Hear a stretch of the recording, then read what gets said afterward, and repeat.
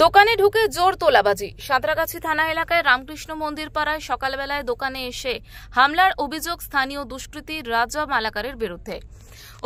অভিযুক্ত রাজা জোর করে দোকানে ঢুকে নিজের ইচ্ছে মতো সামগ্রী নিতে থাকে। এমনকি বাধা দিলে সে দাবি করে ব্যবসা করতে হলে তাকে বিনামূল্যে দিতে হবে সামগ্রী, এমনকি টাকাও দিতে হবে। ব্যবসায়ী তাকে বাধা দিলেই ব্যবসায়ীকে মারধর করে অভিযুক্ত। বন্দুকের বাট ও হাতুড়ি দিয়ে একাধিকবার ব্যবসায়ীকে আঘাত করে সে। দোকান থেকে রক্তাক্ত অবস্থায় উদ্ধার হয় ব্যবসায়ী ভোলা দাস।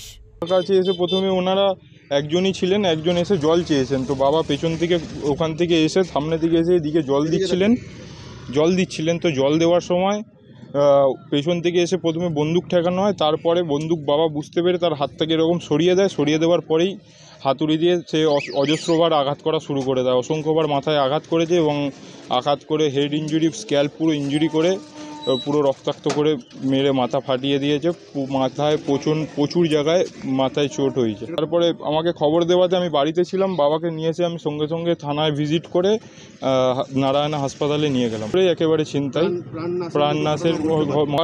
গলায় দুটো সোনার চেন ছিল, হাতে আংটি ছিল, আংটি একটাও হাতে নেই, গলায় সোনার চেন একটাও সোনার চেন নেই। দোকানে আনুমানিক লক্ষাধিক টাকার ক্যাশ ছিল, কারণ আজকে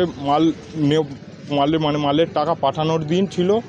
আর লক্ষাধিক টাকার মতো ক্যাশ ছিল, প্লাস দোকানে আপনার 3টে মোবাইল ছিল, 3টে মোবাইলের একটা মোবাইল পর্যন্ত নেই। পাশাপাশি সাঁতরাগাছি থানায় অভিযোগ দায়ের করা হলেও এখনো পর্যন্ত রাজাকে গ্রেফতার করতে পারেনি পুলিশ। পুলিশ সূত্রে জানা গেছে ওই দুষ্কৃতী একাধিক অপরাধমূলক কাজকর্মের সঙ্গে জড়িত। আশঙ্কাজনক অবস্থায় হাওড়ার বেসরকারি হাসপাতালে ভর্তি রয়েছেন ব্যবসায়ী ভোলা দাস। হাওড়া থেকে অনুপ রায়ের রিপোর্ট, ওঙ্কার বাংলা।